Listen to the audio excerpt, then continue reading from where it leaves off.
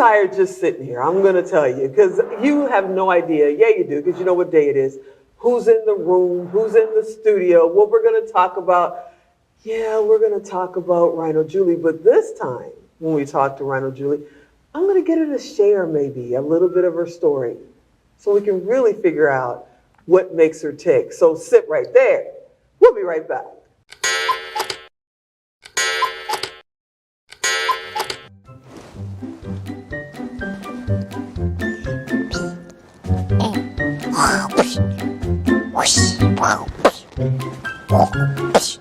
Hey mate, do you want to play with me? Yeah, I can't play right now. I'm doing show notes.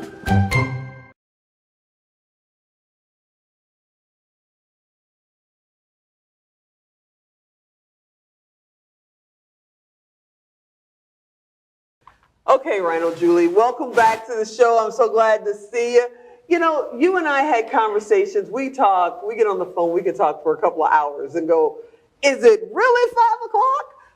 We could talk about anything. And you shared with me your story, your journey, you know, of just starting your fitness programs and in a park, you know, trying to get out there. What made you do that? What made you say, you know what? I'm going to stand up and do something that nobody's ever seen before. Oh man, well, first of all, it all started with a meeting with Rusy Bostangiev.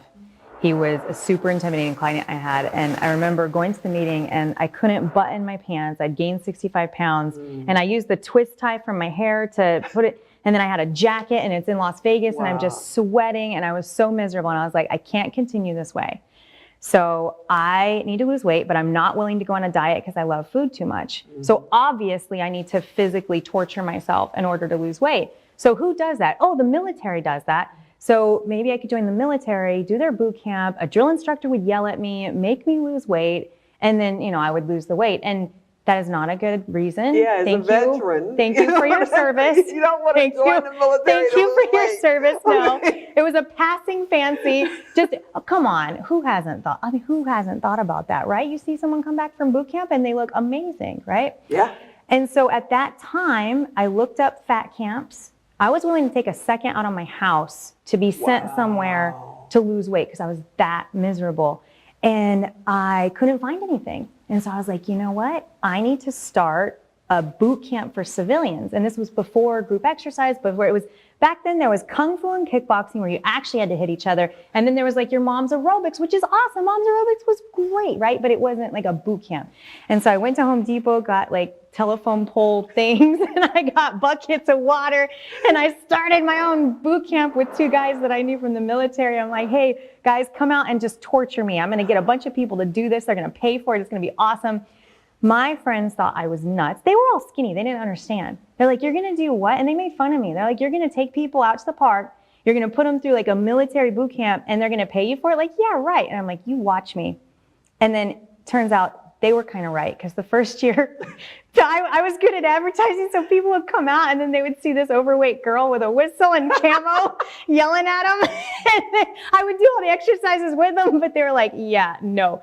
So that first year I had 1 client, just 1. Wow. But that 1 girl made me realize if there's 1 girl in 2 million in Las Vegas out of 2 million people, there's got to be more, and I'm going to find them. Wow. And I mean, you literally started the whole boot camp trend, and, you know, what was that? Biggest Loser and all of that. You tell the Biggest Loser story. You got to tell it. Come on, you got to tell it. So I'm sure there's other people doing the same thing at the same time, but I was the only one that I knew of at the time. And fast forward a few years, we actually had, my brother was answering the phones, and he's like, Julie, the Biggest Loser people called. And I'm like, what? He's like, yeah, Jillian Michaels isn't going to be on the show anymore. And they've had 100,000 applicants. I forget how many it was at the time. And they're not that satisfied with any of them. And they want you to come down to the Biggest Loser Ranch and apply to be on the show. And so I brought my big truck and all my toys and my obstacles and my trailer. And they had me at the Four Seasons, and I pulled up my big truck. I'm like, can you guys valet this thing? And a giant like logs hanging out the back. And I went there and they're like, oh, we've been watching your stuff. And I was like, that is so freaking cool. And they ended up hiring Anna Kournikova. And I mean, she was awesome, but I didn't know how to use any of the 24-hour fitness stuff. And 24-hour fitness was the sponsor. Yeah. I'm not saying that wasn't why I was picked. I mean, you know, like it is what it is, but I was in the final four. So. As a fitness person, as a health, because you're more like living a healthier lifestyle. You're not the screaming from the top of the, you know, standing on the platform screaming, you know, lift 8 more. That's just not, you know, the personality that you have. How do you get past all the personalities with your clients? Because I know they walk it. Her gym used to be a Sears. This is how big her gyms are, okay? There are 3 of them here. You guys, when you come here, it's like the Strip, downtown, Rhino Julie gym. When people come in and they're expecting that, how do you get them to understand it's not about that? It's about their life and being in a better space. How do you do that? So back in the day, I actually used to market, this is tough, you're gonna be miserable, you might die. Like that used to be our program. And then I started, you know, getting a little more wisdom, aging a little bit, and I started marketing differently. And I always say in our advertisements, we like nice people. Like you don't have to be cool to be a rhino, but you have to be nice. Don't worry, rhinos, you're all cool, okay? You're all cool. But now it's all about being kind to each other and being supportive, because when you're in a supportive environment, you're more likely to push yourself. You're more likely to do things that you didn't think you could do, because you feel safe.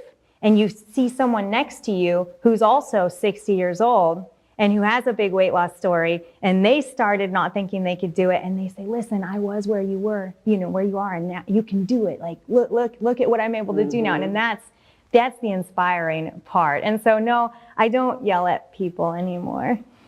Well, other than me. No, I'm kidding. She doesn't yell at me either. So what about people that don't live in Vegas? You know, do you have programs or masterminds or anything that connects to people? Because there could be somebody watching this in London or watching it in Florida. What do you tell them? Because every gym is not like the Rhino family gym. So what do you tell them? So I have the Rhino Julie Forever Foodie weight loss and maintenance program. And I always tell people, I'm like, I'm going to teach you how to be a foodie and fit in your jeans. And so it's all about figuring out how to live a life that you love while feeling good and feeling confident in your skin. That's amazing. All right, before Alan cuts us off, look at the camera. Tell everybody how to get in touch with you, my friend. I would love to connect with you on all the socials. I am Rhino Julie everywhere. You can go to rhinojulie.com. Rhino Tough, you are limitless. That's my friend Rhino Julie. I hope she'll come back and do this again next month. She says yes. All right. You guys, I hope you enjoyed this episode. As always, I hope you come back next time, which is usually tomorrow, since we're on 5 days a week. And you know who I am. I'm Tigo. I'll talk to you next time.